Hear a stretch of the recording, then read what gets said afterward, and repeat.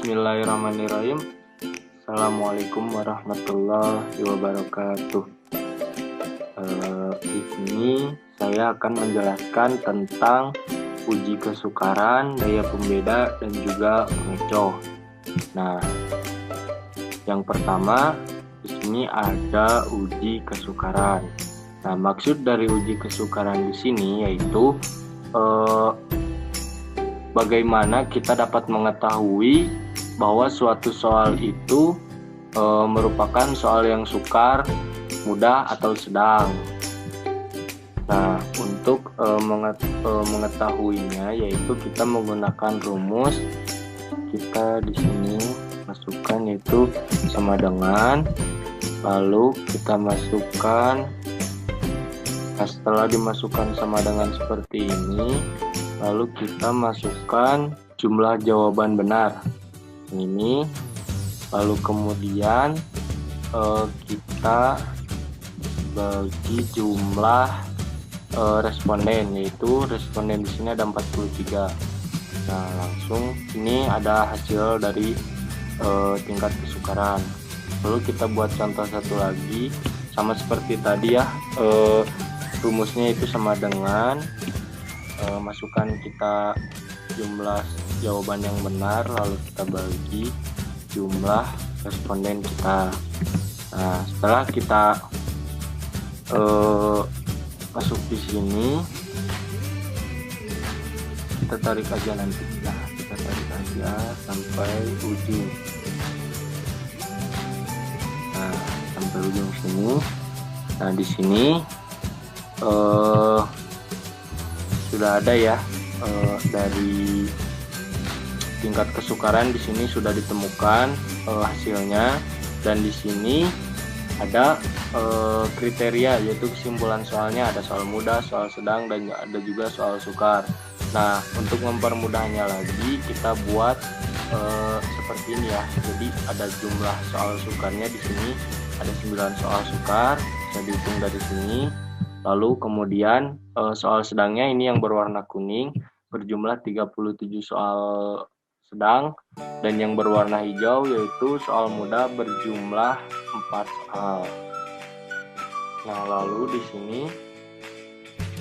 kita akan membahas tentang daya pembeda. Nah, apa yang dimaksud dengan daya pembeda tersebut? Yaitu daya pembeda di sini yaitu kemampuan suatu soal yang dapat mengkategorikan mana siswa yang mampu mengerjakan dan mana siswa yang kurang mampu, atau siswa yang di kalangan rendah gitu dalam mengerjakan soal-soal ini. Nah, untuk menghitungnya kita menggunakan rumus sama dengan lalu sum kurung buka. Nah, di sini kita menggunakan hasil dari 12 orang yang berada di atas. Nah, setelah ini lalu kita tambah dengan kurung tutup lalu dibagi 12. Nah, mengapa di sini menggunakan angka 12? Dikarenakan di sini jumlah responden yang ada di sini yaitu 43, dan 70% dari 43 itu adalah 12.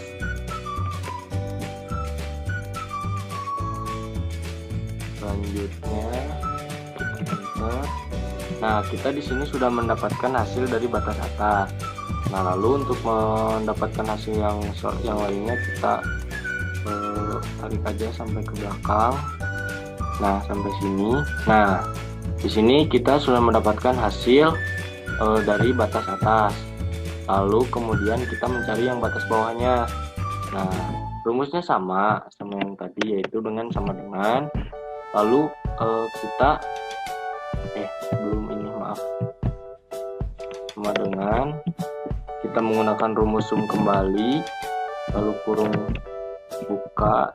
Nah, kita ambil hasil dari 12 orang yang berada di urutan terakhir, lalu kurung tutup, lalu kita bagi dengan angka 12 karena di sini ada 12 orang yang terakhir yang berada di pohon bawah. Nah, kita enter saja. Lalu di sini untuk mendapatkan hasil yang lainnya juga kita sama seperti langkah yang pertama, kita tarik sampai ujung. Nah, kita sudah menariknya dan kita akan mendapatkan hasil seperti ini.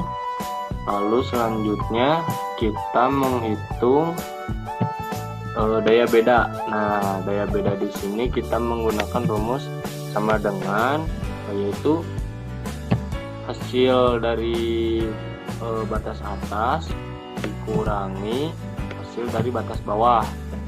Nah, setelah itu kita akan mendapatkan hasil seperti ini. Nah, untuk menentukan hasil yang lainnya juga kita harus menariknya seperti ini agar sama seperti yang di atas. Nah, setelah keluar hasilnya, di sini juga kita akan mendapatkan hasil dari kesimpulan soal-soal tersebut.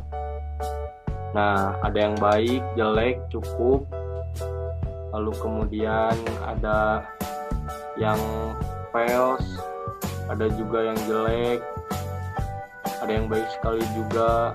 Nah, hasil-hasil dari kesimpulan ini, lalu kita di sini membuat keterangan seperti ini. Karena di sini yang jelek berwarna pink. Nah, kita di sini yang jeleknya ada 6, ada 6 butir soal. Lalu daya pembeda cukup, ada yang cukupnya itu yang berwarna kuning ada 12. Lalu yang daya pembeda baiknya ada 18 dan yang baik sekalinya ada 12. Lalu yang tidak baik dan harus dibuang itu ada 2 butir soal.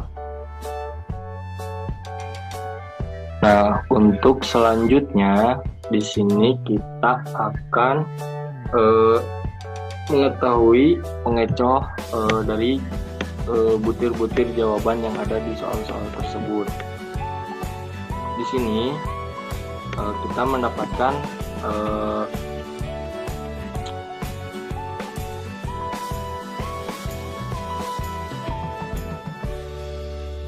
nah, selanjutnya di sini kita akan mengetahui pengecoh dari butir-butir jawaban yang ada di soal tersebut. Nah, untuk nomor 28 ini sendiri, kita pertama kita harus membuat kolom seperti ini. Lalu di sini ada pilihan jawaban A. Nah, pilihan jawaban A, lalu di bawahnya ada kelompok atas. Nah, di sini maksudnya yaitu kelompok atas yang memilih jawaban A. Di sini tuh ada 0 orang gitu. Karena di sini terlihat di sini tidak ada orang atau narasumber yang memberikan jawabannya di butir jawaban A. Karena di sini tidak ada, maka kita isi 0. Lalu di kelompok bawahnya kita scroll dulu ke bawah. Nah, di bawah ini kita mendapatkan orang-orang yang mengisi dengan jawaban A. Di sini ada 1, 2, dan 3. Nah, kita isikan di sini 3. Nah, selanjutnya untuk yang B juga sama seperti itu. Kelompok atasnya ada 1 orang dan yang bawahnya ada 1 orang. Lalu yang C juga seperti itu. Nah, setelah kita mendapatkan sampai butir jawaban yang E, nah kita jumlahkan gitu. Karena di sini jumlah narasumbernya ada 12 orang, baik yang orang-orang yang berada di batas atas dan di batas bawah itu sama-sama 12 orang, maka kita di sini jumlahkan yaitu 12 orang dan di sini juga 12 orang. Nah, selanjutnya kita jumlahkan dari hasil semuanya gitu. Jadi dari semua orang yang baik dari batas atas, orang-orang batas bawah yang menjawab butir jawaban A itu cuma ada 3, karena yang di atas tidak ada yang menjawab A dan yang di bawah ada yang menjawab A berjumlah 3 orang, maka kita jumlahkan di sini 3. Lalu yang B juga sama, karena masing-masing dari batas atas dan batas bawah itu ada 1 orang. Di sini kita jumlahkan menjadi 2. Lalu kemudian yang C juga sama, karena karena orang-orang yang berada di kelompok atas itu tidak ada yang menjawab pilihan C, maka kita isikan 0. Lalu kelompok bawahnya ada 6 orang. dan selanjutnya kita jumlahkan, ada 6 orang juga. Nah, hal itu dilakukan hingga pilihan jawaban menjadi menuju ke arah E gitu. Nah, setelah kita mendapatkan hasil jumlah dari A tadi, kita jumlahkan dan kita menemukan hasil yaitu 24. Nah, selanjutnya, ini untuk menghitung apakah pilihan lain selain kunci jawaban. Nah, teman-teman di sini bisa dilihat ya, di sini cuman ada 4 abjad A, B, C, dan D. Dikarenakan E adalah kunci jawaban, maka kita tidak cantumkan di sini. Di sini kita cantumkan soal-soal yang jawaban-jawaban yang bukan merupakan isinya gitu. Jadi apakah abjad lain itu mampu mengecoh atau tidak? Nah, caranya yaitu jumlah dari jumlah yang menjawab A kan ada 3. Nah, di sini kita isikan 3, lalu kita dibagi dengan jumlah anggota yang baik dari batas atas maupun batas bawah itu kita jumlahkan, kita bagikan. Jadi 3 dibagi 24, lalu kita kalikan 100% dan hasilnya adalah 12,50%. Nah, ini merupakan soal butir jawaban yang mengecoh. Kenapa bisa disebut pengecoh? Karena bisa dikatakan sebagai pengecoh apabila presentasi yang ada itu melebihi dari 5%. Begitu. Nah, selanjutnya ada juga yang pengecoh B.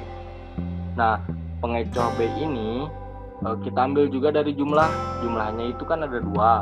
Nah, setelah diketahui 2, kita dibagi dengan jumlah orang-orang yang berada di kelompok atas dan kelompok bawah yaitu 24. Jadi 2 dibagi 24 dikali presentasinya yaitu 100. Nah, setelah mendapatkan hasilnya yaitu hasilnya 25,00%. Nah, dikarenakan 25,00% ini lebih dari angka 5%, maka ini merupakan butir jawaban yang mengecoh gitu. Selanjutnya pun sama gitu ya, seperti itu. Nah, ini sama. Nah, mungkin cukup sekian yang bisa saya jelaskan. Maaf kalau misalnya masih banyak sekali kekurangannya, karena saya juga masih dalam fase belajar. Mohon dimaklumi, semoga bermanfaat untuk teman-teman semua.